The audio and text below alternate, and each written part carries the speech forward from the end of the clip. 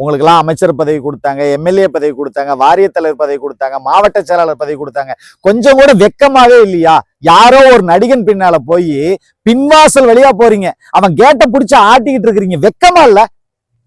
ஏன்னா உங்களை எல்லாம் எங்க உட்கார வச்சு அழகு பார்த்தாங்க? நான்லாம் ஒரு சாதாரண தொண்டன், எடப்பாடியாரா ஒரு முதலமைச்சரா இருக்கும்போது போய் பார்த்தேன். உங்களுக்கு எல்லாம் எப்பேற்பட்ட மரியாதை கிடைச்சது? அதெல்லாம் விட்டுட்டு போய் பின்வாசல் வழியா போய் கேட்ட பிடிச்சு ஆட்டிட்டு இருக்கிறீங்க. வெக்கமா இல்ல? உங்களுக்கு அப்படி என்னையா செஞ்சது அதிமுக? ஒரு மனுஷன் உழைச்சாரு உங்களுக்காக, 234 தொகுதியில் உழைச்சாரு. அந்த நன்றி விசுவாசம் கொஞ்சமாவது இருக்கா உங்களுக்கு எல்லாம்? உங்க தொகுதியில எவ்வளவு பேருக்கு அந்த தொண்டன் தன்னோட ரத்தத்தை வேர்வையா சிந்தி உங்களுக்காக உழைச்சாயா? அவன் உழைப்பை எல்லாம் சுரண்டி தின்னுட்டு இன்னைக்கு அங்க போறீங்க.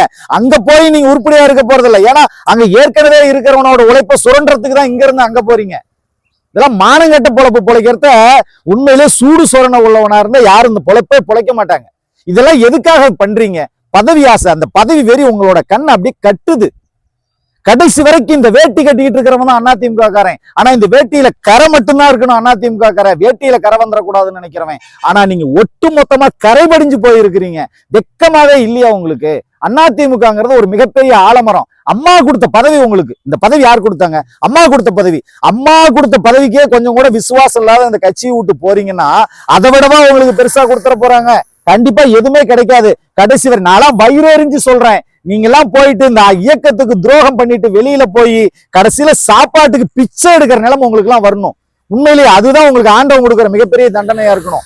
சோதனை காலத்துல இந்த கட்சியோட ஒரு அடிப்படை உறுப்பினர் எவனாவது போயிருக்கிறானா? மன வேதனையில இருக்கிறான், தன்னோட உயிரை கூட மாச்சிக்கிறான். ஆனா அவன் கட்சியை விட்டு போறதில்ல. ஆனா நீங்களாம் உண்டு கொளுத்த நண்டு மாதிரி தின்னுட்டு இந்த கட்சியோட அங்கீகாரத்தை வாங்கிட்டு இன்னைக்கு எங்கேயோ போய் கேட்டை பிடிச்சு ஆட்டிட்டு இருக்கிறீங்க. அதுவும் பேக் டோரை இட்னு வரவனை பாக்குற உங்களுக்கே இவ்வளவு இருந்தா, அந்த தலைவனை பாக்குற உங்க தகுதி உங்களுக்கு இருந்ததுன்னா இன்னும் நீங்களா ஆஸ்திரேலியா ஓடி போயிருவீங்கடா, மானங்கட்ட நாய்களா.